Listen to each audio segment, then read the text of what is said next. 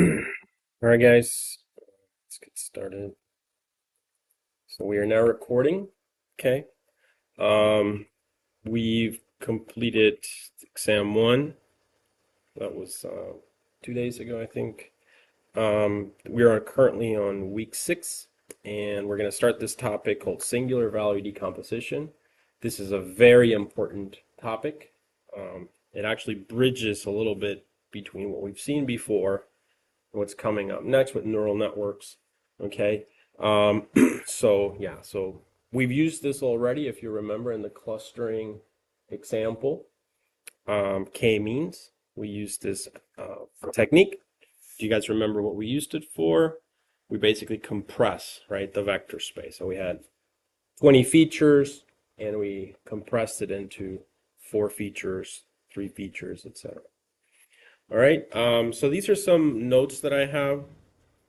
I haven't loaded these notes, so if I'll be using the whiteboard on the computer to write some things down, there's a feature there that allows me to save everything on the whiteboard to PDF, right? So if I forget, hopefully one of you will remember at the end of class today before I turn this thing off.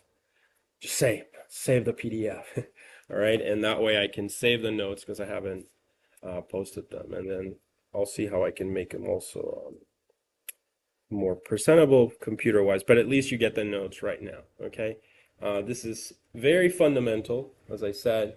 But by the way, you've been hopefully going through the tensor operations, right, that I gave you at the beginning of the semester, those 70 or so problems.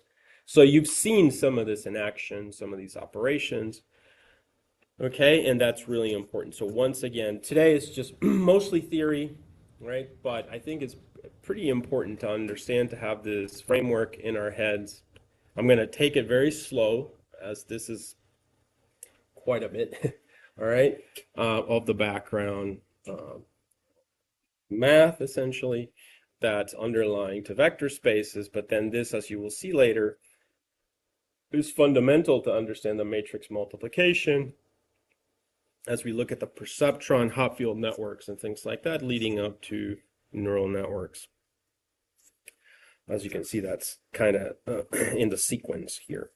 All right, so yeah, so let's get started with singular value decomposition. And also, by the way, you know, we've used singular value decomposition for compression, but there's also the application to recommender systems. So if you remember, we talked about this already. So kind of in these lectures on SVD, we're going to be talking about another area of machine learning called collaborative filtering. All right, so this is yet another like family grouping, and the way to think about collaborative filtering, essentially very useful for things like recommender systems and things like that. So that's going to be your framework. So yeah, so we'll be discussing that. All right, so I'm going to switch over to the whiteboard, and we're going to start this discussion. Like I said, today I don't plan to have any code. It's mainly an introduction of a lot of very fundamental concepts that we want to take a look at. Okay, great. We have that working. So I'm going to give you some of these notes I took from the Coots book, really great book. And so, but you know, you don't have to get the book. These are just giving you that as a reference. All right, so let's start at SVD, right? So singular value decomposition. And so today we're going to try to derive as much of this as possible to give you an idea. Singular value decomposition.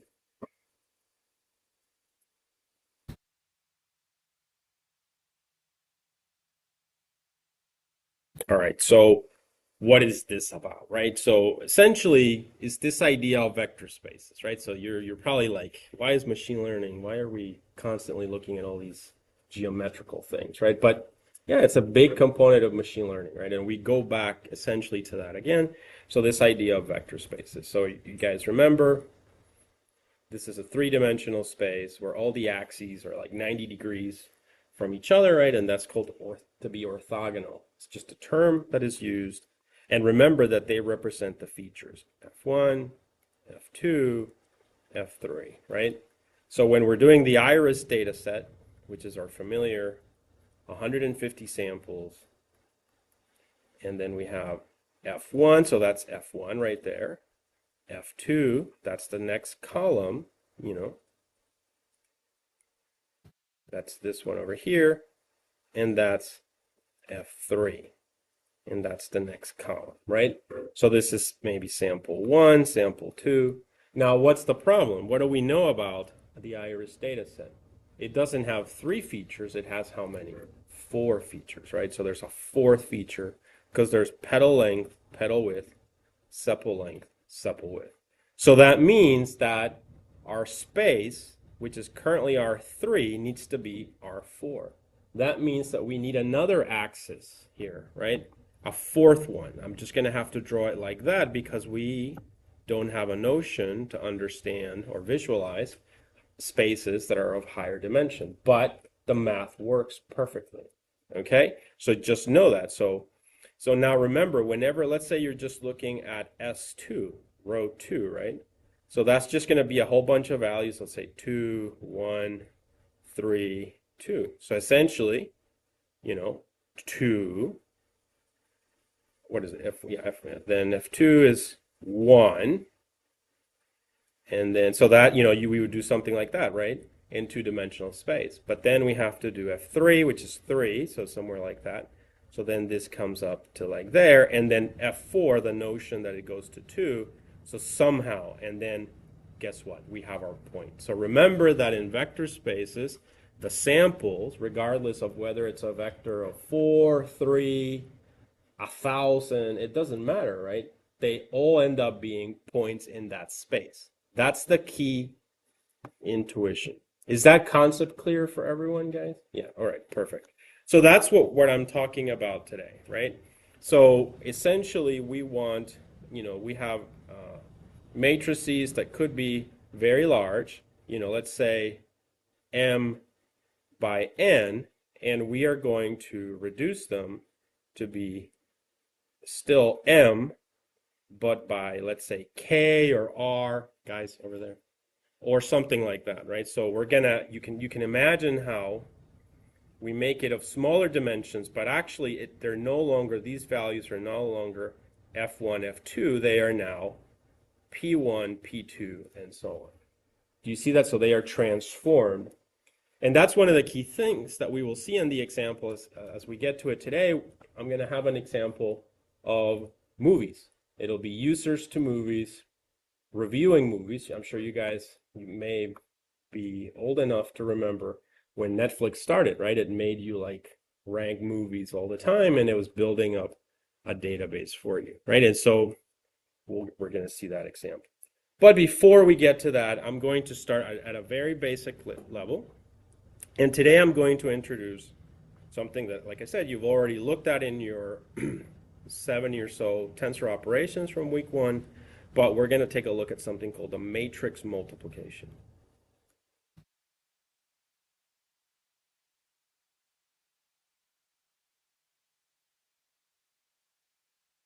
This is a fundamental operation in machine. Yeah, go ahead. Was Netflix Redbox? I think Redbox was just like a spin-off product of Netflix where you could put money at a supermarket and get, before that, Netflix was a mail-in thing. So when they started, they were fully online in a warehouse and sharing the DVD. But yeah, so we're talking about this very fundamental operation called the matrix multiplication. Okay, this is essential to machine learning. It is essential to neural networks, and you're going to see it here as part of vector spaces, singular value decomposition, and so on. Okay, as an anecdote for you guys that love video games, right? I'm sure all of you do that, and I don't know, at some point way back when, you had games and they only used a CPU, right? So they couldn't really use matrix multiplications to do things. So essentially, everything in video games is linear algebra. That's like the first thing that you should be aware. And then if you think about it, then you have, let's say a first-person shooter game, right? So it's a 3D space, and you have or some kind of a game like that, right? So you have a mesh, and the mesh is just what? That first-person shooter, right? Whatever it is, or it could be a car, whatever it is. So just think of that. You have in the 3D space, right? You have a mesh. It's called a mesh, but it's really just a person, right? And so now, let's say that you obviously what needs to happen. You have a representation of points in that space for that 3D person, right? But let's say that you need them in the game to move in that direction. Now, there's a lot of points there. There could be, 100,000 points. So with a CPU and without these matrix multiplication operations, what would happen? You would need to render like one by one. So essentially the rendering would happen like this. You guys see what I'm doing? And this, as games started to, you saw that I was rendering from top to bottom, right? One at a time. And so this, of course, I don't know if you ever played a game like this, but it makes the experience not fun, right? Who's got time to wait for this to render like this so slowly? And, because it had to be done like this, right? And so imagine how games get more complicated, more, renderings in there, more meshes. It's even slower, right? And it just ruins the experience. So in 2007, thereabouts, a company called NVIDIA, which I'm sure you guys have heard about, fixed this problem, right, by introducing their GPUs. And their GPUs, what do? They render all the points in parallel. Do you see that? So by doing this thing called a matrix multiplication of a one matrix with the mesh, right, you essentially take this first-person shooter here, this mesh, and you render it, but you don't render it, like that, right? Instead, guess what? You render every point, points at the bottom, points at the legs, points in the head, points everything. It's rendered all at once. And so your experience is much, much better, right? Because you see that now you don't have this lagging or this effect. And that was essentially what happened. All they cared about was games, video games. Okay? So then from 2007, someone figured out, wait a minute. That matrix multiplication that they're doing in that GPU to move my mesh is the exact same operation used in machine learning throughout, like everywhere, right? It's used for neural networks. You'll see it today for singular value decomposition and so on. Does that make sense, guys? So that's the story. So someone then by 2012, very smart people had figured this out, and they started to implement machine learning algorithms using GPUs, and that's the start of this whole cycle that we are on of AI, okay? So that was the precursor. But the key thing I mentioned this because it's so fundamental. A CPU does lots of things. It's sequential, but it can do lots of things. And because of that, it's slow for the purposes of this rendering, right? But a GPU was designed specifically to solve that problem. You could state almost that all it does is matrix multiplications, all right? All right, and so what is that, right? So that comes from linear algebra, but like I've said to you guys, if you want to take a linear algebra course or you've taken one already, great, that's great. But you don't need all of it, right? Now, there are some fundamental things that you do need from it. And this one would be one critical one, and the connection to vector spaces. So don't lose sight of that. All right, and I'll come back to this story later on because I do a whole chronology from the perceptron all the way to today. But you'll hear me say, I will anchor, this is a huge day in AI history. This is another huge year in AI history. All right, so what does linear al? So now that I've given you like the big picture, right? You know, big money, a lot of, you know, Jensen, the CEO of NVIDIA, he's like one of the inventors of that technology in the beginning, right? I think. And so they made a huge impact for sure. But obviously, the area of linear algebra has been around for a long time, and this operation of the matrix multiplication also, right? So let's kind of then, now that you have the big picture and context, let's go back a little bit to what does this linear algebra do, especially in this context, right? So what does linear algebra do? And in particular, let's ask the following question. What does a matrix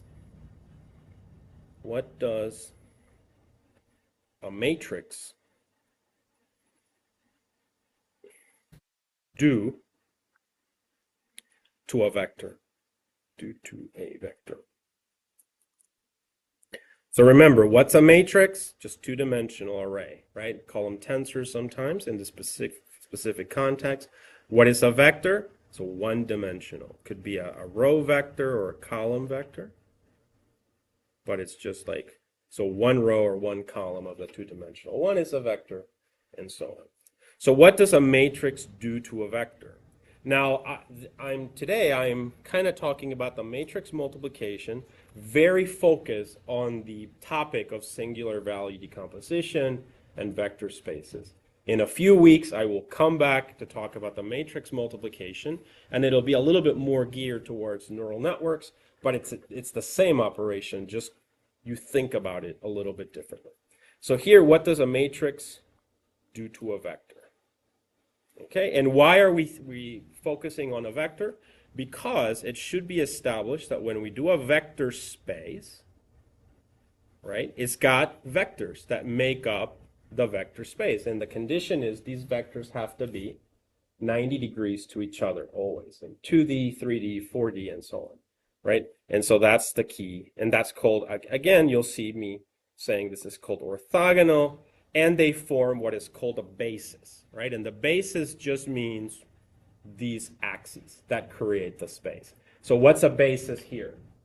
X, Y, Z. That's the basis for all of you being points living in this space, all right? So, oh, yeah, go ahead.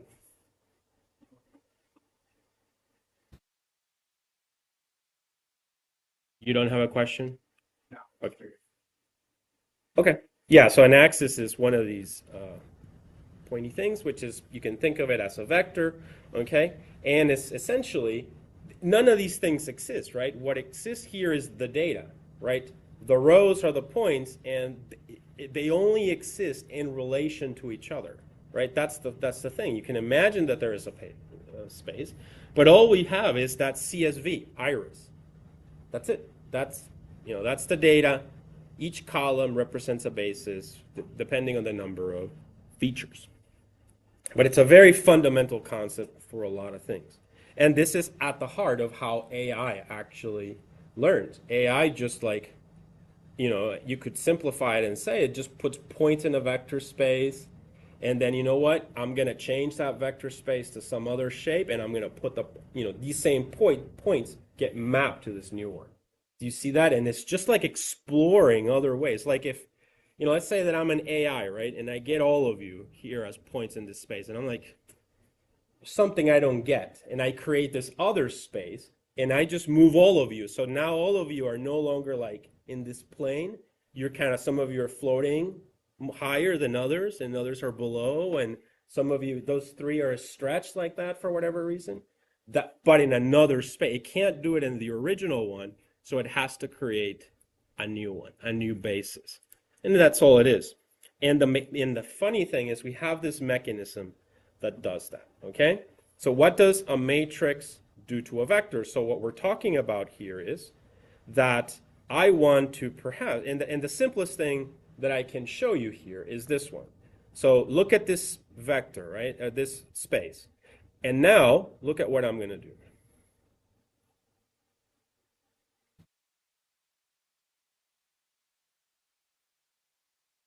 Well, actually, that's a good one. Do you see that? what did I do? It's the same axes, the same R3 space, but I stretched the vectors. And not all of them, by the way. I stretch only these two, and this one you could argue that I shorten it, right? So that's what a matrix can do to a vector. Each of these vectors I can multiply times some matrix, and boom, I can change its scale. It's got a stretching effect, it's called.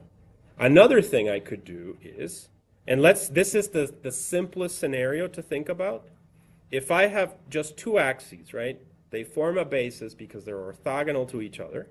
Essentially, don't they really like, if they're the same size and everything, they're kinda in a circle. Would you guys agree that they form like this type of a circle?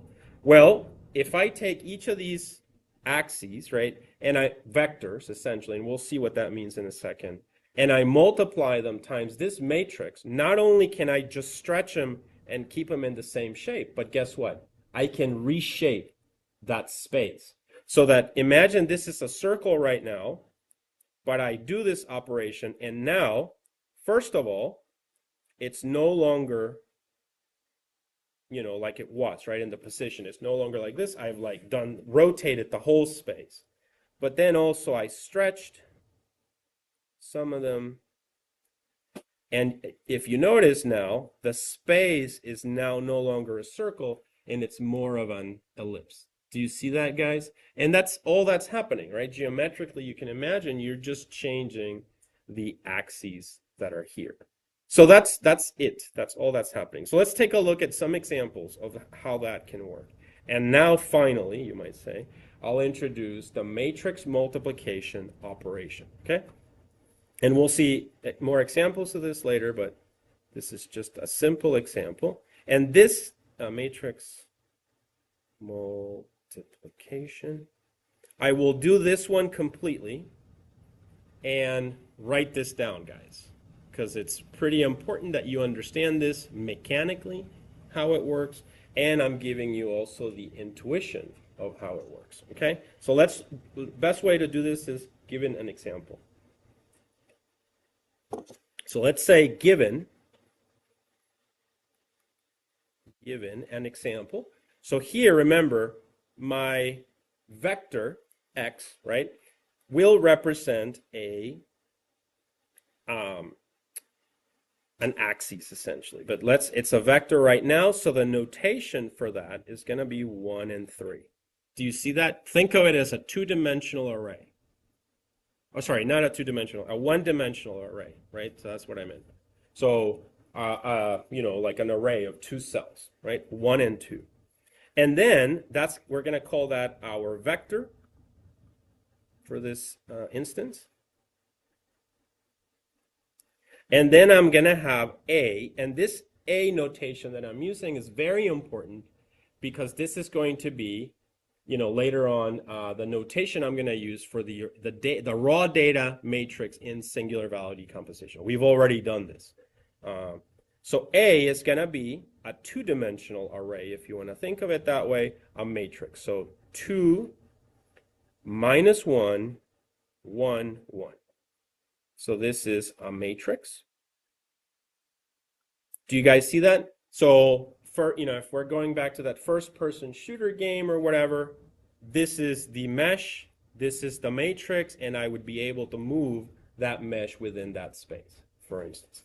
So now, what is the operation, the matrix multiplication operation? Well, we're producing a new vector y, okay, that is going to be the result of matrix multiplying A times x.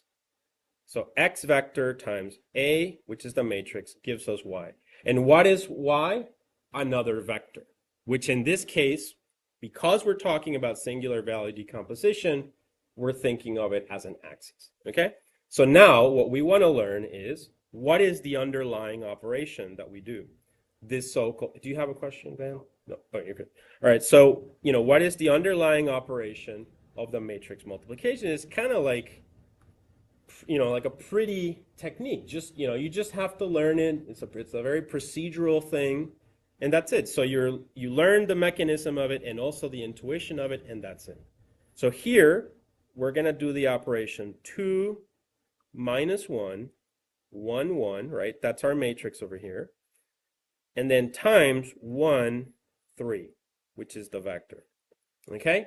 And that should give us our result. So the question is, how do we do this? So I always do this. I have this like muscle memory of how to do this operation. It goes like this.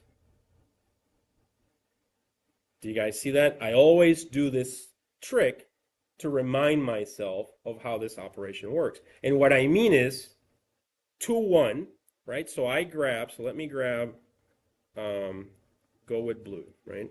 So I'm going to notice my hand. I do this, right? So I do 2, 1, matrix multiplied, 1, 3. So you see that? They have to be the same size. If they're not, it's not going to work. So I do 2, 1, 1, 3. And the result is going to be in this space here. So for instance, I'm doing 2, 1, 1, 3, and that should give me one value. And I'll show you how to compute that in a second. And then, what do? Minus 1, 1, 1, 3. Do you see that? And that gives me this other value here. So how do you do that then? So it's going to be, so you take first 2, 1, and 1, 3. So you multiply the 2 with the 1 and the 1 with the 3, with the corresponding ones. And then the results are added. So for instance here, I do 2 times 1 plus, so it's going to be 2 times 1, and then 1 times 3. You guys see that? And that should give me 2, 3, so that's a 5. Do you see that? And let me switch back to red.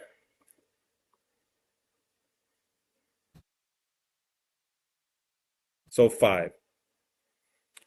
Do you guys understand? So I'm transforming the original vector 1, 3 into something else in this context by multiplying it times this matrix. Then I do the next one. Minus 1, 1, vector multiplied, 1, 3. You see that? Okay, so let's do that one over here. So it's going to be minus 1 to 1, 1 to 3. Got it? So here I'm going to write it out. So this 5 gives the top one. And then for the bottom one, it's going to be minus 1, 1, 1, 3.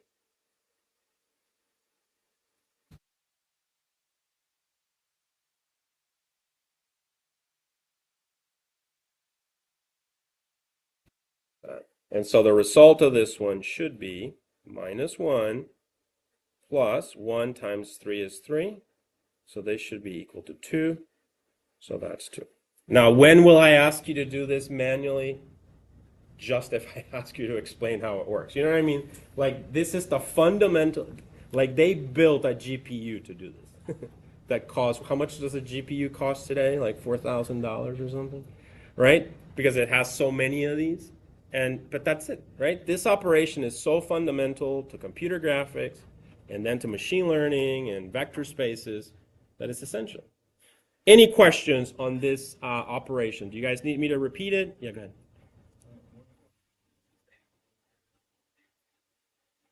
Uh-huh.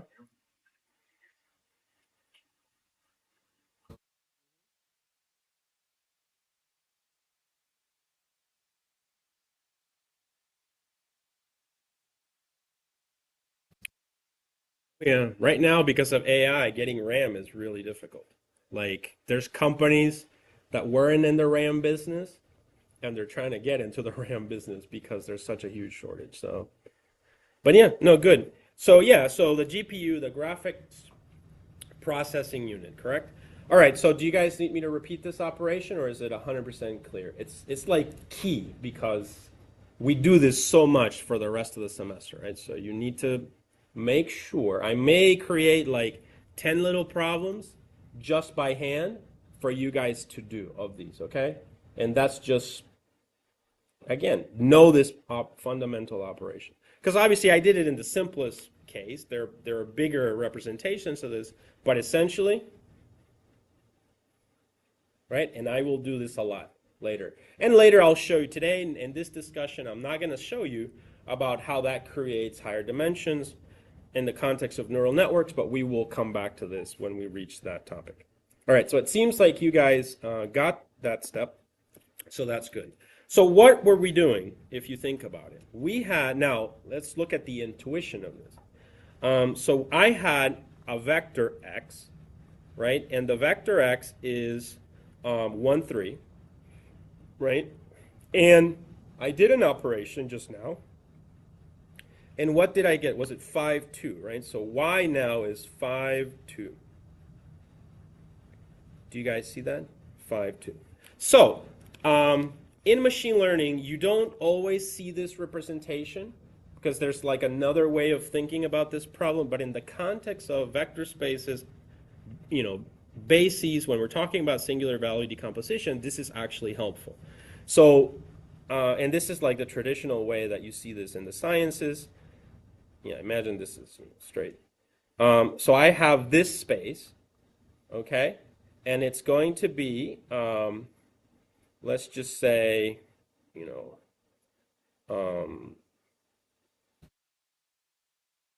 let's just say K1, I'm not using my letter, K2, okay? So what was my original vector? 1, 3. So usually you represent, a vector sometimes by just doing the following. So here I'm going to have like 1, 2, 3, and 1, 2, 3. 1, 2, 3. Okay, so this was K1. So for x, it's going to be 1 to 3, right?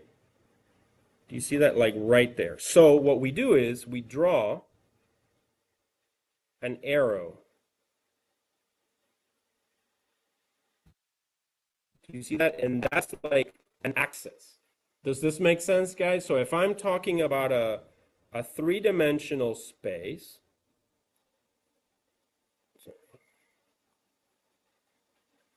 talking about a three-dimensional space, like that one, right?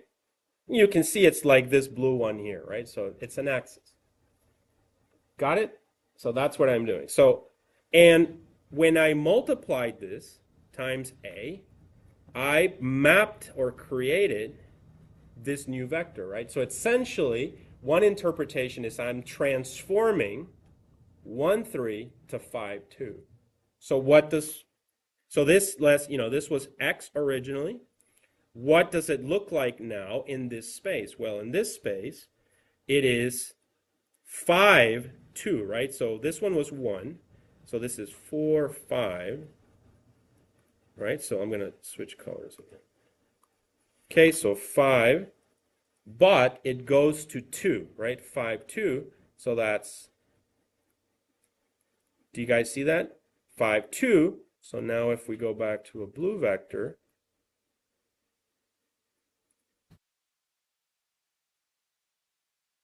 does that make sense, guys? So essentially, what did I do? I transformed that x vector to become y vector. Okay? That's important. So what happens essentially? What happened? We can say here what happened. Okay? And the answer is we transformed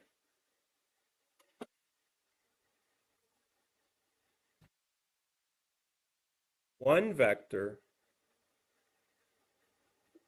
into another. Do you guys see that? And so that's like we use this matrix multiplication as a fundamental operation for transforming not just one axis, but a whole vector space, as the example that I gave before. Okay? So that's the idea. So now we get to like the key sentence that you can always remember about the matrix multiplication. So one way of thinking about it is that we rotated the vector and we stretched it. Do you see what I'm saying? So if I go back here, let's look at x, right? It was kind of like pointing like that. And what did I do? I rotated it, but then also it became longer, so I stretched it. Do you see that? So that's what it does. The matrix multiplication allows you to play with, you're like playing with these spaces. So I'm saying I grab this space, I'm going to do a multiplication of it, and I'm going to rotate it. So now we're kind of all like this, right? But we're also stretched or compressed or whatever it is. And the points obviously move accordingly. And that's what helps an AI do better. All right, so then we can summarize here. So we transform one vector to another, going back to that original example.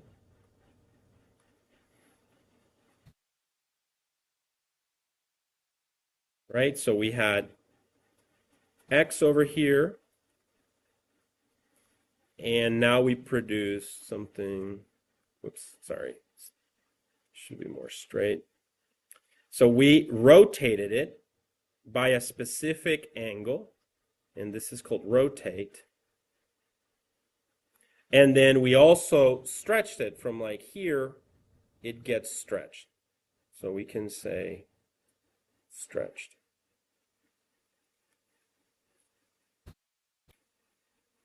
Okay? So that's essentially the idea. So, we rotate, so we rotate and stretch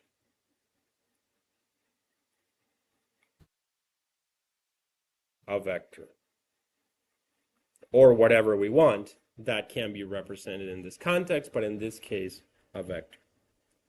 In fact, there is a thing called a rotation matrix, right? And now this almost gets more into like computer graphics, right? So in computer graphics, you want to rotate, the mesh like this, or a car, right? It's easier to rotate it in some fashion. So there is, in fact, something called a rotation matrix.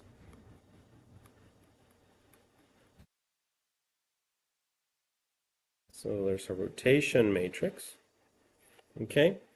And a rotation matrix essentially allows you to rotate a vector by a specific angle. So that's, just to give you an example, it would look something like, and you guys remember like sines and cosines. So you just want the angle, essentially, like we did over here. So it would be something like cosine of theta, sine of theta, minus sine of theta, cosine of theta. Do you see that? So all you need is the angle that you want, and based on that angle, you're guaranteed that if you use this matrix form times a vector, you will be able to rotate it, okay, by that specific angle. Okay, so that's a rotation matrix. So as you can see, that's essentially what we're doing, right? We're just rotating the different axes. Okay. There is another matrix called the stretching matrix. And remember, what's the stretching? That's just taking, lengthening, right? The axes, essentially. Bigger space. So that one we can call a stretching matrix.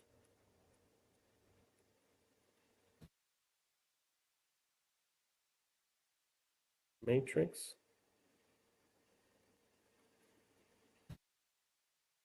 Okay, so I'm just going to use the same A.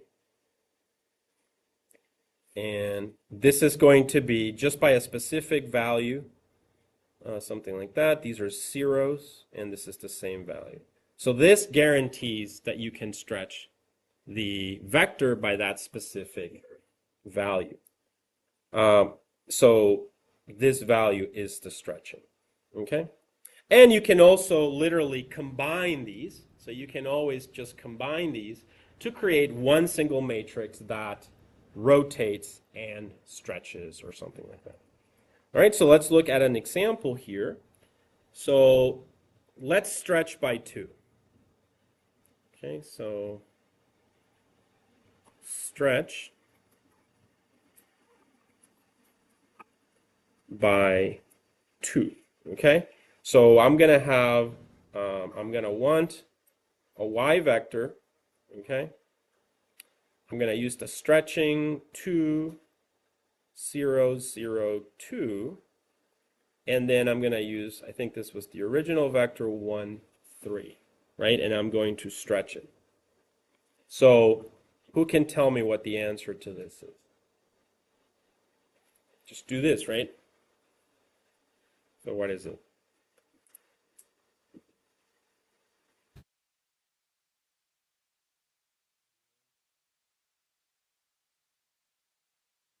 Magic. So you do you want to get? Yeah, very good. Exactly, very good. So yeah, so I think I will create a nice little set, just 10 problems, nothing too big, for you guys to play with these by hand. We might make it a simple homework, but not this week. Oh, I need to work on it. But yeah, but yeah, very good. Great job. And so yeah, and essentially that, amazingly, regardless, whenever you see these matrix multiplications, it's always the same operation. And if you just have to remember that. But yeah, 2, 6, very good. But I'm still gonna do it. So it would be, that and that. Remember, same dimension. So 2, 0, 1 plus 3. Okay, so this cancels out, so it's just 2. There you go. Then we do the other one, right? So that's going to be 0, 2, 1, 3. 1, 3 plus, so that's 0, 2 times 3 is 6. And there you have our 2, 6. Okay? So we just did it. So now, what happened effectively? Am I really saying the truth when I say that this is a stretching matrix? Well, we can see it, right? So if we create our vector space for this one, it's going to be originally, the vector was 1, 3, right? 1, 3. So I'm going to do 1, 2, 3, 4. So this is 3. 1, 2, 3, 4. 4. All right, so it is 1, 3. So that's going to be 1 and then 3. About there. Right? So I draw the vector.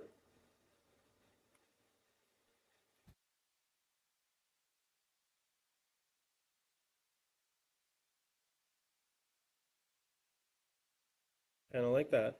And then my next one is 2, 6. So this is 2. Switch over to red. 2. This is 5. It will continue. So 5 and about 6, right? So 2, 6. You see that? So if you notice, I'm going to use a different color here, green. And you can see I stretched it, but kept the same rotation. So I didn't rotate it, I only stretched it because I'm only using a stretching matrix. That's it. So you just play with these. Now, the nice thing about this, what you guys maybe are not seeing is that I'm intentionally using these constructs, sines of some theta, right? This where the off diagonals are 0. I, like a human, crafted these. But the amazing thing with AI is that AI figures out what the value should be. Do you see what I'm saying? Like, AI is not gonna, AI just looks at the data and it doesn't just say, oh, I have to use a cosine and a sine or whatever. No. AI will just fill in those values. And so who knows, over the many years, over the last 10, 15 years, what rotating and stretching matrices it has invented, right? That humans have never even thought about to create mappings that only it can understand because they might be in 1,000 dimensional space. Do you guys see that? That's the power of artificial intelligence, okay?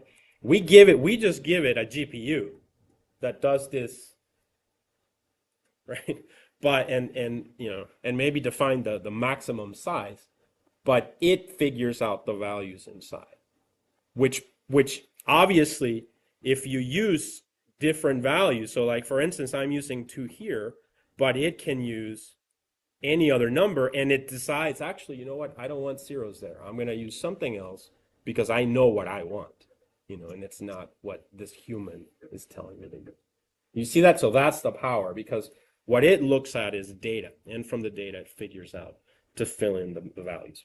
So essentially, yeah, so that's the connection to the AI part, but here I'm just showing you like this operation, which is so fundamental and at the heart of the graphics processing unit, which you guys can use, of course, and we will start using in a couple of weeks when I give you SciFar or MNIST. All right, so yeah, so operations with matrices do rotation and stretching. That's kind of like a nice conclusion, nice takeaway. So you could say, so operations with matrices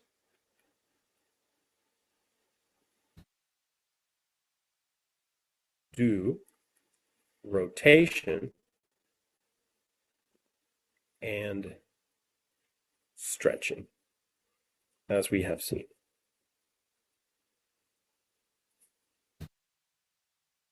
Okay, that's great. All right, so now let's think, and I've given you this example already, but let's think about it, right, just a little bit more. As I said, let's imagine we have an R2 two-dimensional space, and we can stay in that space, but I'm going to apply something like a matrix. So I have, that and that. So this forms a circle, right? Remember, though, I will add some notation now. These are vectors as we have seen them. So let's call this one V1 and this one V2. Why is this important? I'm giving the same letter to them, just a different index, because they represent axes now of a specific basis, right? To create a dimensional space. So V1, V2, V3. You see that, and that's a basis for the three-dimensional space. So, and we can call this whatever we want, but it's just a space in R2. Now, what happens to this sphere or circle if we multiply it by a matrix A, right? Each axis. So that's exactly what we're doing. So we have, let me switch to red. So we have, right? And, we can think of it that way too. V2, V1, and just, I'll use dots, but you can imagine it's like a type of a circle. Okay, and now we multiply it times our familiar A, which is our rotation and stretching matrix. For every vector, we do this operation. So remember, this is the matrix.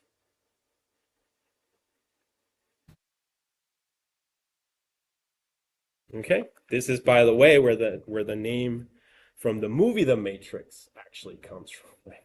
Because it's all both computer graphics and artificial intelligence. So what happens is we're going to stretch and rotate the vectors of the sphere, and the sphere should become an ellipse. Why does it become an ellipse? In this case, because we would want it to be that. So we would have to have values in there, right, that stretch the vectors appropriately and that rotate them appropriately. So essentially then you can see that it becomes equal, and then here now we could argue we have like that, right? And so I stretch one. We can imagine It's kind of symmetrical on all sides. Okay, do you guys see that? So this is important. And what's also important here is that the note, so this V1, right, became this other one over here. So now we can say that this is another vector called U1, right? So V1 to U1, right? They're not the same, necessarily, right? Because it could have moved. So, and I probably actually should have moved. They look the same right now, but let me actually, like they look like they have the same rotation. So let me change the rotation a little. Well, this one can be like this then. You see that? So they're definitely rotated, right? You guys agree that they're definitely rotated now. And, let's use the dots. See, they form more of an ellipse. All right, so then this one, I'll change color again. Whereas this V1, now we can call it as U1, right? And that just designates like the rotation there. And then we can give it a little value, let's call it O1, and that indicates the stretching factor. Do you guys see that? So I'm just like breaking up the components that I take the original vector and I can rotate it and stretch it. So I'm representing it as a U1 and gamma 1 or whatever it is. All right, so, and this becomes like a major axis. Then we have this other one as a minor axis. Okay, so then this one over here would correspond to V2, right? But we would give it another name such as U2, and it would have its own corresponding, this should be 2, gamma 2. Do you guys see that? To represent the rotation effect and the stretching effect. And effectively then, by doing this, guess what here's the magic, right? I had a point, let's say I had 3 points living in that space, right? I don't know, let's call this one, the circle space. But now in the ellipse space, I still have the 3 points, but guess what? Do you guys understand the fundamental concept there? The fundamental concept is I still have my 3 points of interest. The space doesn't matter. Who cares about the space, right? What you guys care about is those points, those 3 points, because they're the samples, like a picture of a cat, a dog, whatever. But now notice that for whatever reason here, maybe it's hard to like figure things out. By doing this, that might be clearer to understand. Do you see that? And so not only do you rotate the axes, but you also, the points in the space change accordingly, okay, by creating this mapping. And that's the key feature that you want. So this is essentially, then you can conclude that what have we done? We have changed our coordinate system. That's it. So, that's what happens here. So we changed our coordinate. And this is one of the key things that machine learning does. Neural networks, all kinds of, artificial intelligence is constantly doing this. Takes the samples and just has this capability of stretching the basis axis of any sample.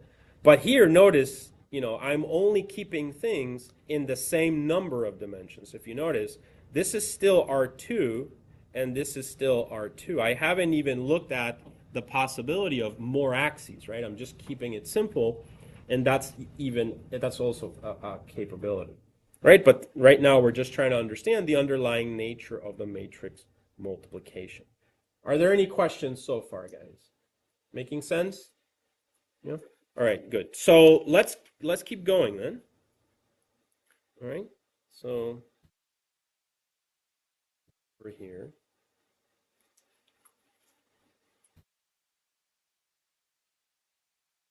So, I started in a vector space. Started in a vector space, call it V1, V2, right? For sure, V1, V2. However, I can generalize if I had higher dimensions, right? 3, 4, 5. So I can just say, comma, dot, dot, dot, Vn, like that. Do you see that? So I can generalize. So I started in a vector space of this basis up to n, and then I create a mapping. So I map, that's a key word, right? Functions map, right? Like in programming, you take a function, takes x, returns a y. It's a mapping function. So map, and I ended up in a new space. So I started in a vector space such as this, and I ended up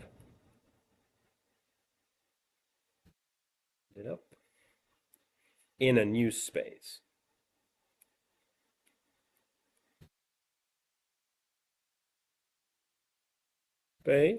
Okay? And now this space, the new space has different directions, different rotation, different scaling, right? And we denoted that with U and O. So a new space, vector space, with directions. Why directions? Because, the vectors rotate, right? So there's new directions with directions, which were U1, U2. So if you remember, U1 and U2, right? I just changed the name. But we generalized dot, dot, dot to UN, like that. And the scaling factor. And scaling, which is O1, O2, whoops, wanted to write a Q there, O2, so going back, that's O2, O1, the scaling component, dot, dot, dot, O, N. Do you guys see that? So that's pretty fundamental in what is happening. We're creating these new axes. So if another way of thinking about it is, if this was in iris, petal length, petal width, sepal length, sepal width, these are no longer petal length, petal width, sepal length, sepal width. You guys understand that? They're a new set of axes. We don't know what they are, actually. But the machine learning algorithm, is going to create them. And I will give you some intuition with that, with the movie reviews example, because as it turns out, we can think of the movie reviews as users to movies. When we create these new vectors over here, you'll see that they're no longer movies, but actually the way the data was created, they become movie categories. So for instance, sci-fi. So now all the movies that were sci-fi kind of fall into that, even though we didn't intend it to be that way. And then there's going to be movies, why? Why does that happen? In this audience here, I'm sure, there's one group of you that are really into like sci-fi, but not into romance movies from the 1940s. You know what I mean? And there's going to be another group who is into romance from the 1940s, but for sure then not into sci-fi. So do you see how that contrast, like we did in the example of the words, will be reflected in the data? And it turns out, you're like, why is this separated? The only logical conclusion is these are romance and these are sci-fi, because you look at the titles of the movies and that's what you would conclude. Do you see that? So this is essential that we understand it. So obviously I may not get to that today. We'll finish that next week. But that's what this entails. That's why SVD and recommender systems are pretty good. All right. So think of it as, here we're in the space of movies and users. You guys, Star Wars, right? That doesn't say sci-fi, it says Star Wars. The Matrix doesn't say sci-fi, but it is sci-fi. But you just say the Matrix, right? So you start here with that. But then you end up in Star Wars, Matrix, Alien, sci-fi category.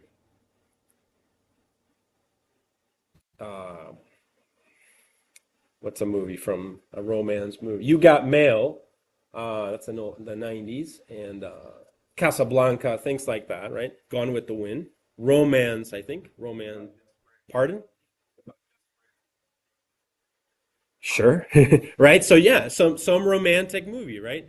And the only way and the only thing that in the data will be is the fact that some users said I like these movies more than these, something like that.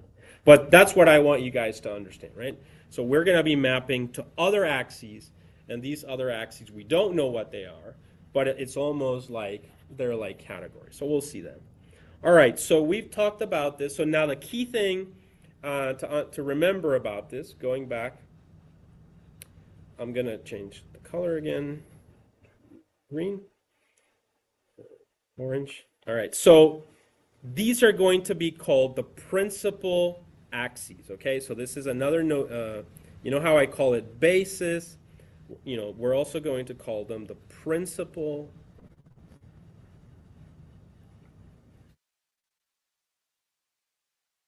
axes. And this we'll talk about later, but essentially what the technique also does, now this now gets into, notice how we went here from R2 to R2. Do you guys see that? Right, so in this example, I went from R2, because there's 2, to R2. And so that's the easy example. But also this mechanism allows you to go from R8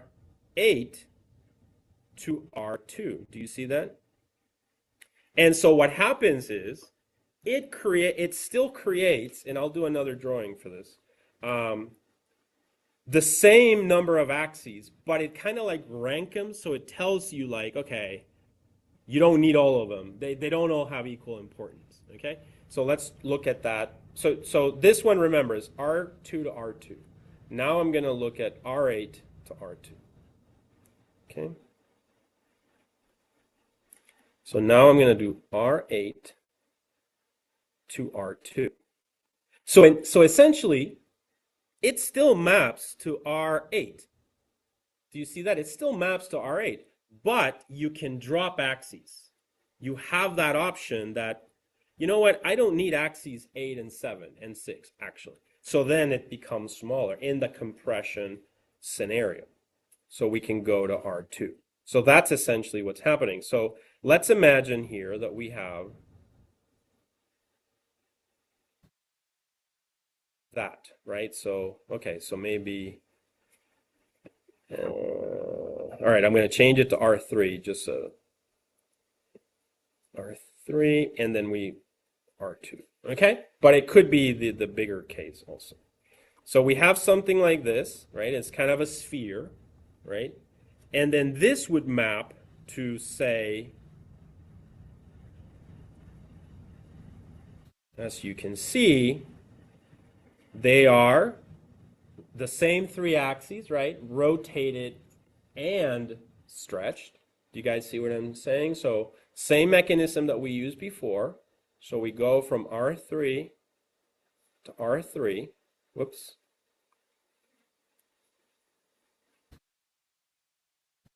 But now we're going to see that we have one additional component that's provided to us that tells you, because of the mapping, the way that it works, guess what? These two are more important than this third one. They save, because I'm moving the points, right? So remember that the points are here, 4 points, right? It's difficult to figure this out, but as it turns out, notice I'm putting all the points just in, do you see that? In this plane. So then it says, yeah, I created another space that's also of equal size. I have the same number of axes, but as it turns out, you can get rid of that one, and it still works. And so what's great about that is then, not R3, but R2. That's the compression effect. Do you guys see that? And that's the other part that we will see for that. That's actually, before I was just showing you the matrix multiplication, right?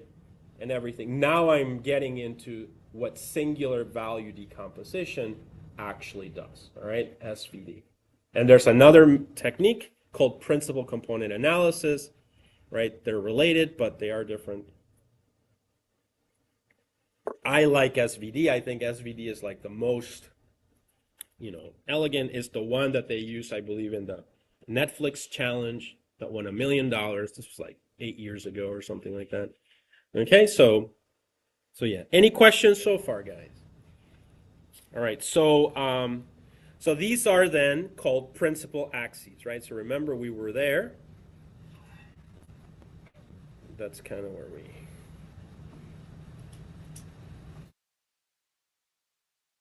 Principal axes. So what I was getting at is the term principal. What are the principal axes? Well, as it turns out, principal axis 1, that's probably the most important. Actually, by looking at this data, I can actually tell you that it looks to me that this is principal axis 1.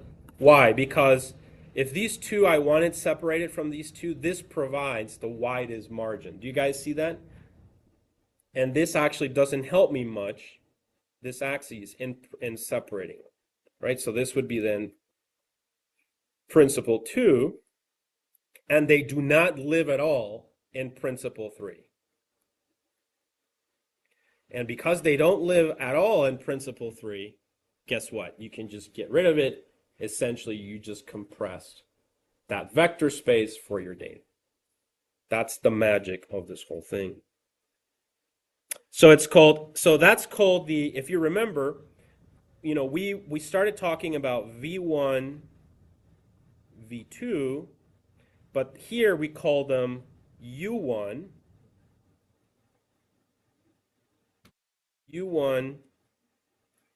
O1, and this would be U2, O2. So these are the principal axes, the U's, and then the O's have a name also that might come up later in the code, and they're called singular values, which we had defined in our initial example as the stretching factor. Does that make sense? So that's essentially so it's relevant in the code later. Okay, so then therefore, that's kind of the formulation. So now we know that we have this mapping, right, between the V's and the U's. So we can formalize that. So let us write down, so more formally,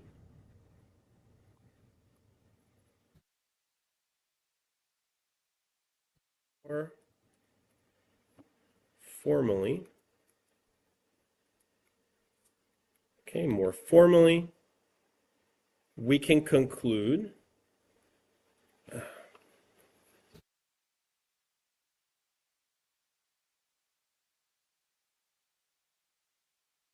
A, just the matrix, times any vectors such as V1 maps to a singular value, O1, times a U1.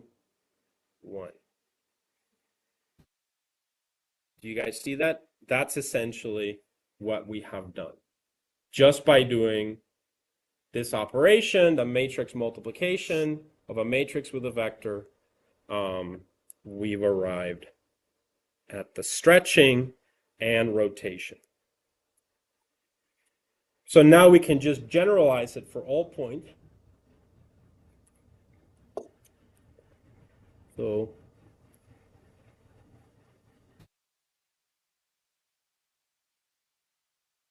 or let's call it shorthand.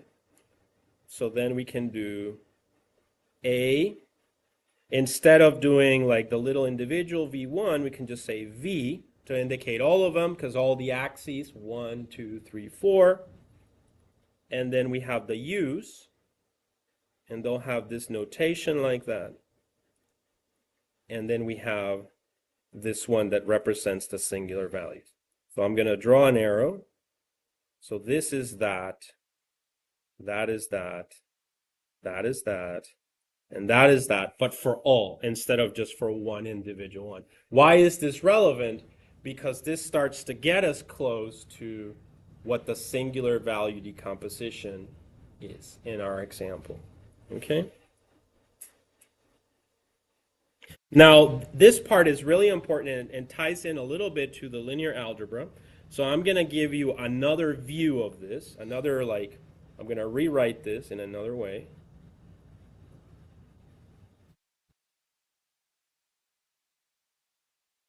Okay, so we're going to say another view.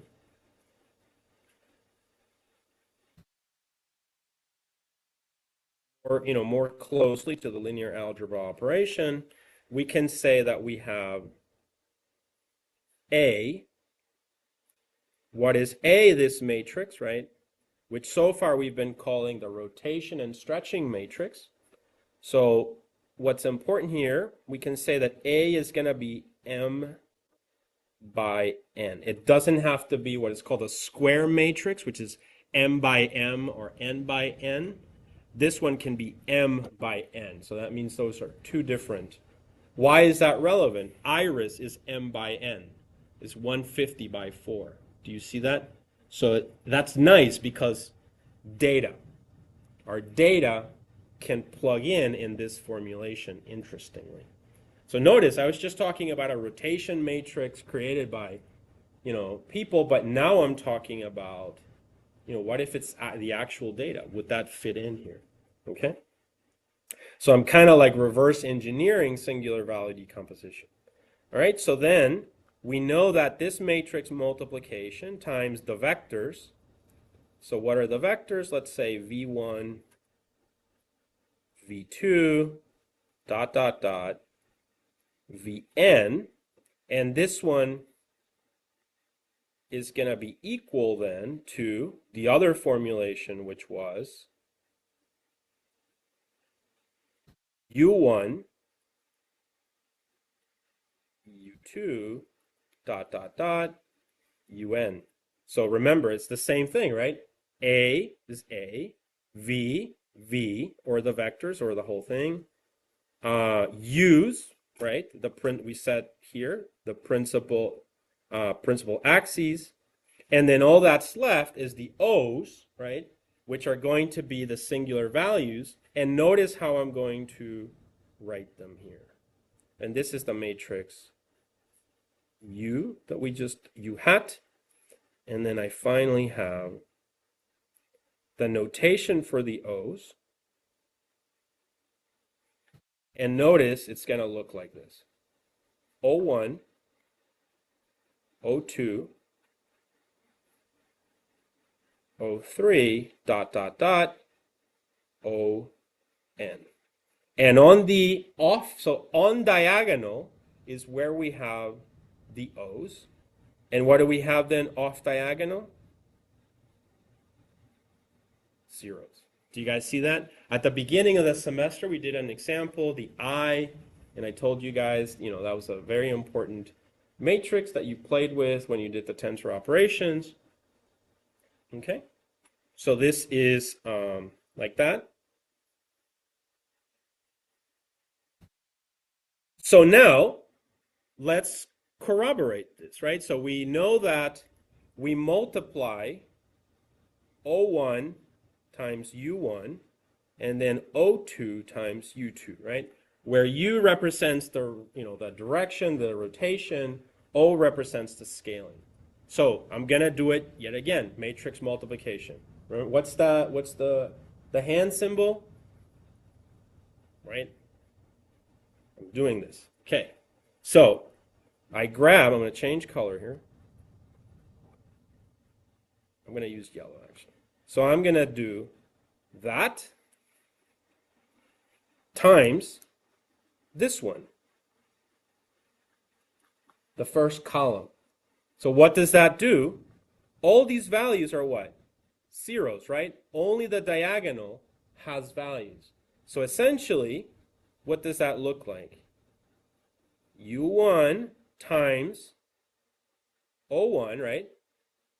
Plus U2 times what? Who can tell me?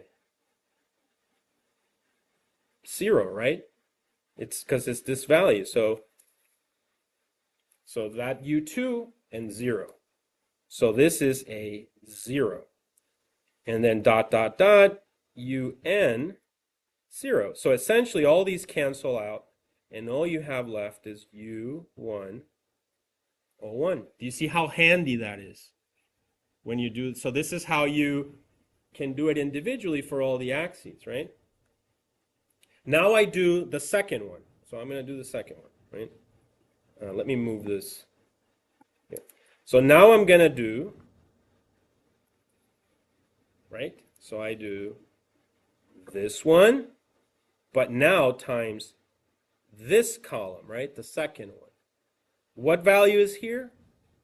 0. What value is here? Zeros, right? Only values on the diagonal. Everything else is zeros. So if I do that, right, what does that look like? Well, U1, what? 0, right? Plus U2 times what? O2. Do you guys see that? Because I did that. And now they correspond. So they always correspond very nicely. So this is also zeros. So this just becomes U2, O2. The order doesn't matter. Got it? Let's do one more. Let's do the last one. Okay? So what do I do for the matrix multiplication? Right? So I do U2 all the way to UN, matrix multiplied, this vector over here, the last one. What's the value here? Just above in the upper row? 0. These are all zeros, right? Only values on the diagonal, zeros off diagonal. So now what do I do? U1 times, right? So it's this U1 times the first 0 in that column. So guess what? 0. Plus U2 times this other 0 over here. So that's also 0. And it's essentially all like that. Dot, dot, dot, until the last one, UN times what? Come on. You guys can tell me. I literally circled it. Right? So O N. And so all these cancel out, and it's just O N. There you go. Do you see that? Do you see how I mapped, right, by multiplying V with that matrix to create a new set of arrows, right, but with different stretching and rotation, so that creates a new basis. And you can, but this, what's important here is this relationship is critical, right? So let me move this over here. So remember, we have an equal sign here. Very important. We have an equal sign there, right? To say A times V, the basis vectors of this space, so this space times some kind of a rotating and stretching matrix, produces another set of basis vectors, U, which are of a different rotation likely, and they have a different scaling factor. But as it turns out, and here's the magic of the R3 to R2. If you notice, the vectors go to n here, right? Vn. But here they also go to un. So they're essentially from R3 to R3, right? You know, same dimension.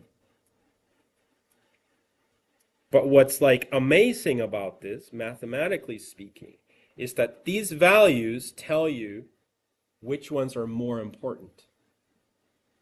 So it's kind of, and we'll see this in the future lecture. So it might say that this first one is 500. The next one is 300. The next one is 50. And then after that, all the other values are 0. So what does that tell you then? Well, even though I have these u1, u2, and un, I don't need all of them. I just need u1, u2, and possibly u3. Instead of 20, I take 3. And these are then, that's why they're the principal components. And then, guess what you just did? You compressed it. All you have to do, is, so again, it creates another space of the same size, but in that one, each axis has importance. So you can start dropping some axes. So that's like with iris, we had sepal length, sepal width, petal length, petal width. Turns out we create another space, but it's not petals or sepals anymore. It's who knows what it is, but it's P1, P2, P3, P4, right? Because we can still create 4 to 4, but guess what? We just keep P1, P2, drop P3 and P4. And you can do that for everything, for anything, right? And so we'll see that. So later on, we'll see essentially for a problem like recommender systems, right? How many movies do we have? 10,000, maybe a million movies, I don't know. But how many categories do we need to have on Netflix or something like that? They might have 40, maybe.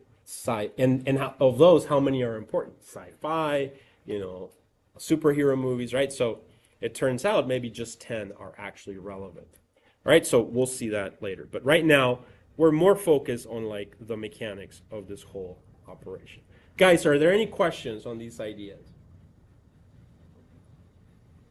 Okay.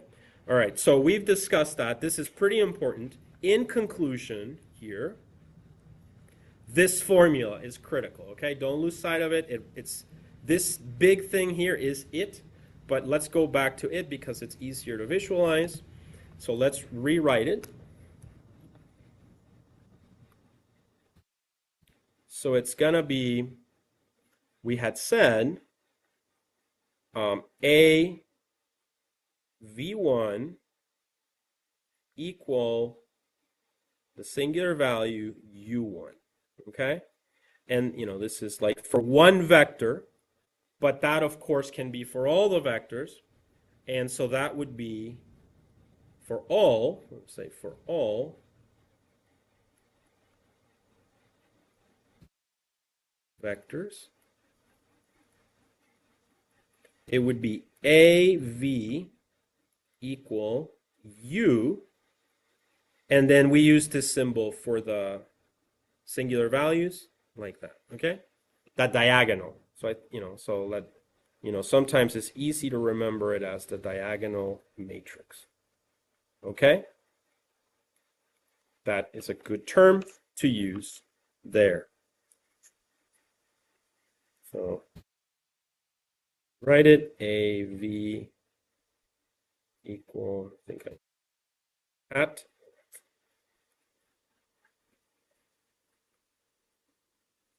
it's a hat and the diagonal. Okay? All right. So we're getting there. We're getting there. All right.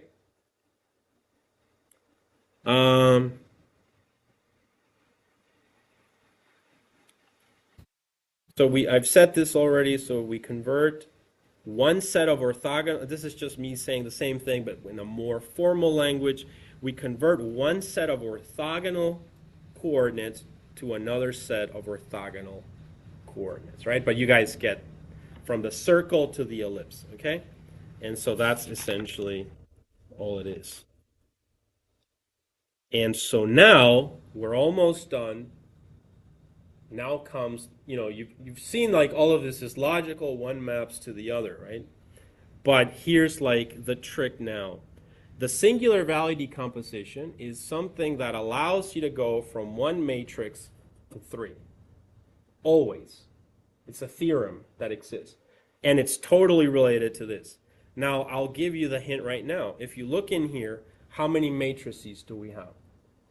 We have 4, right? We have A, V, U, and the diagonal. We have 4 matrices. And it's going to turn out the singular value decomposition, right? One matrix becomes 3. So we got the numbers.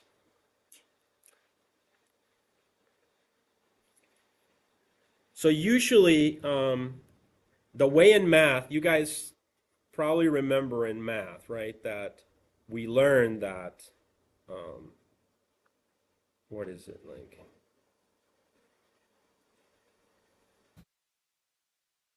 We don't actually like move a term to the other side of the equation, right? Instead, what do?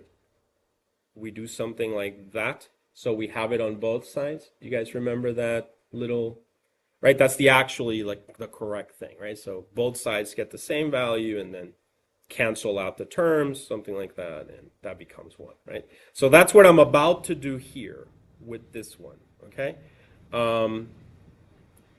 So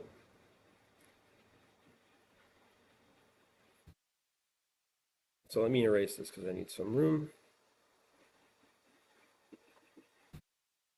Okay, so what I need is I'm going to multiply both sides of the equal statement by the inverse of V, essentially. So I'm going to do that here.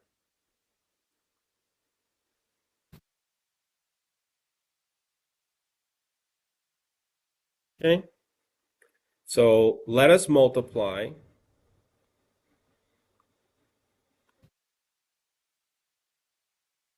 Let us multiply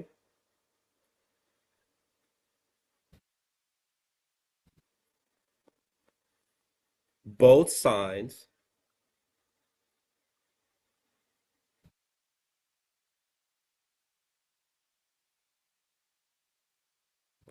so both sides of the equal, I should say, of the equal by the inverse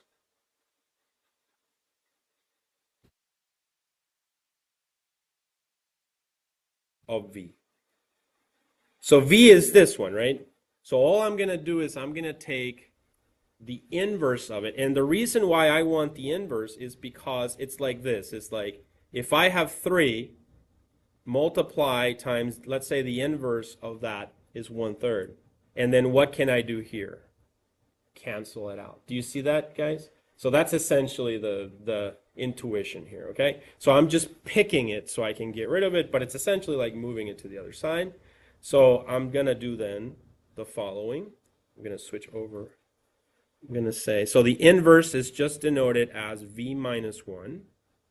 So now I'm going to have A and V, right, equal U and the diagonal, right? But I'm going to add this other term. So I'm going to multiply times the inverse.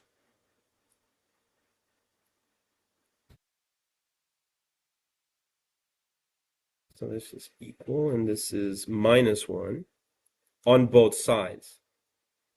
Do you guys see that? That's perfectly correct mathematically speaking, okay?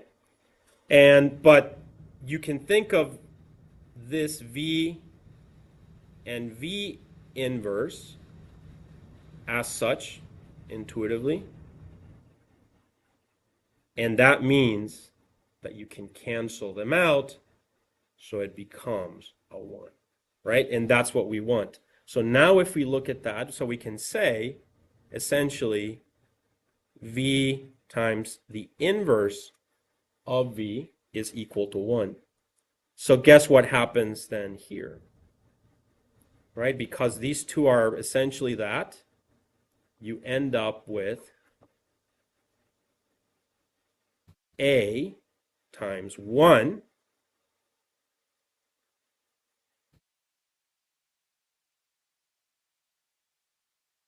minus 1. Do you guys see that? And this is singular value decomposition. Totally derived from what we were doing, stretching and rotating.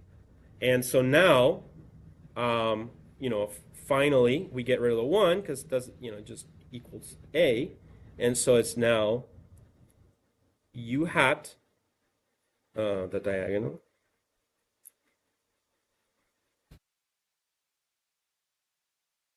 The diagonal hat, and the inverse of V. And it turns out that there's another equality that the V1 V the inverse is the same as V the transpose. Have you guys seen what the transpose is? We did, right? The first week I showed you guys the transpose. So go back to that video or something and you will see. So, and this is just then, because that's easier to compute.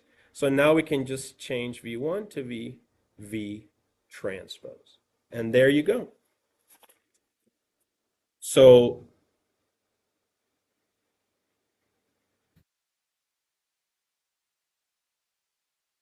yeah, so these are just like, these are properties in linear algebra, all right? But we arrive at this one over here. And we're almost done with today's lecture, okay?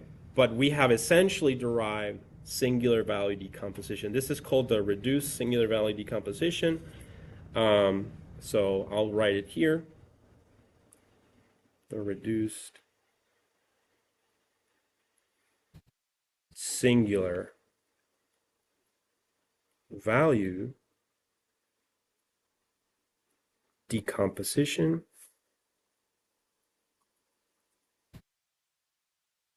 or reduced SVD. We arrived at it. So what does this imply? A can be decomposed into three matrices: U, the diagonal, and V. Do you guys see that? As it turns out, that's a property that exists. You can think of it as VT being, let's say a rotation matrix, U hat being a rotation matrix, and the diagonal, what was this usually? The stretching matrix. Do you guys see that? And so that's essentially like we're breaking it up into that. So A is a rotation of, V times, a stretching diagonal times, and a rotation U times. That's it, but, essentially that.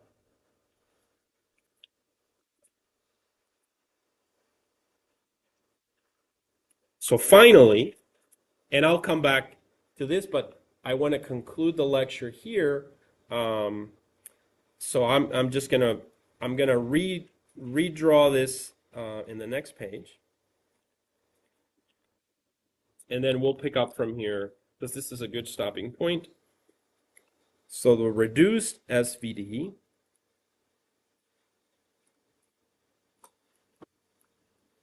is gonna be A equal U hat diagonal and the transpose VT.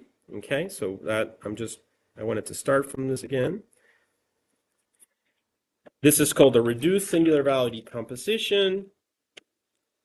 And so finally, there is a theorem, right? And this is now where somebody did the proof, did all of this, and they're like, okay, I'm gonna say this, this is a fact in math, right? And so finally, and these are called theorems, right? But this is really important actually.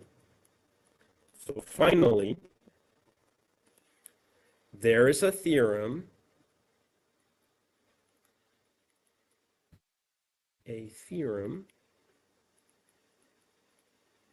okay, that says the following.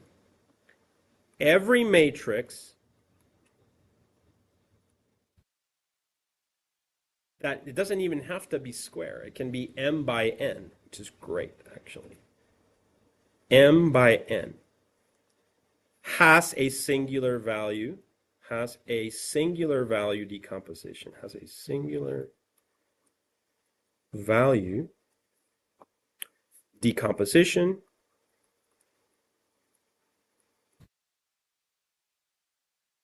Okay.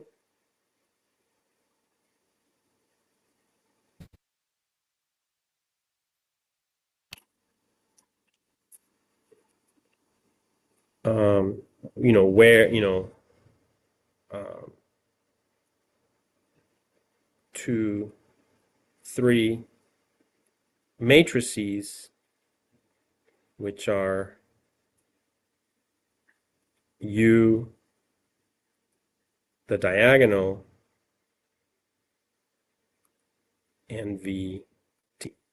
So, you know, we were just talking about matrix multiplications. We were talking about how the matrix is stretching and rotating. We were just doing that. And we ended up with this, like, we ended up with this one, right? That one. And it's just like, oh, that's great.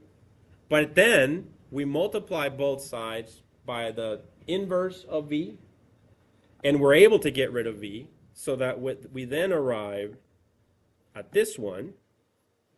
And now it turns out that any matrix that is m by n can be, in fact, broken up into 3 matrices. Why is that important?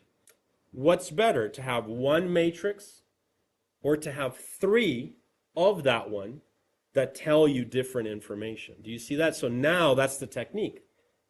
The technique is we just take any matrix, apply SVD, and boom, we get these 3 matrices. Guaranteed.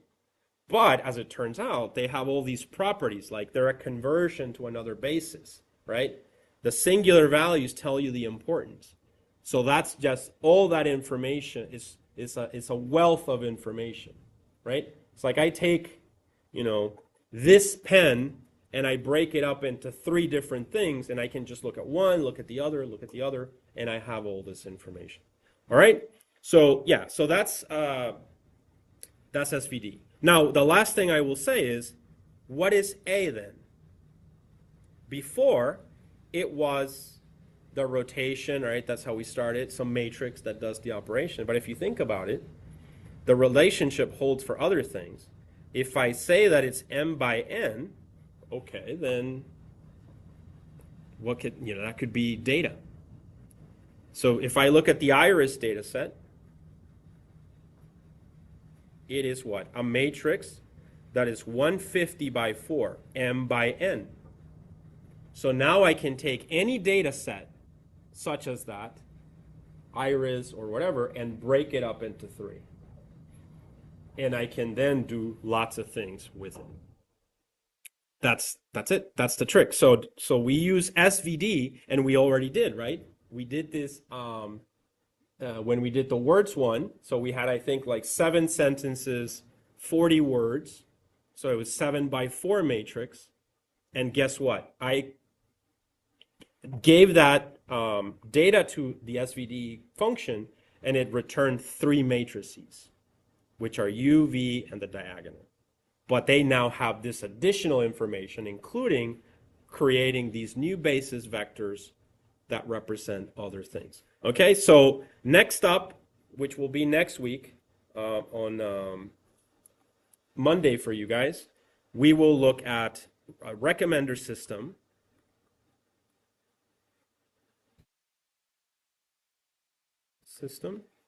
Right? So our data should look something like, I don't remember, I think users go here, users to movies. This is going to be our A, which is going to be m by n, and guess what? The fun part is we're going to break it into U diagonal V, and now we're going to look into those to see what useful information we can find to compress, recommend, and so much more. And we can do this for any data set essentially, because any data set is m by n. Got it, guys? Make sense? All right, so we'll stop here for today. I'm going to call this one like part 1, SVD background.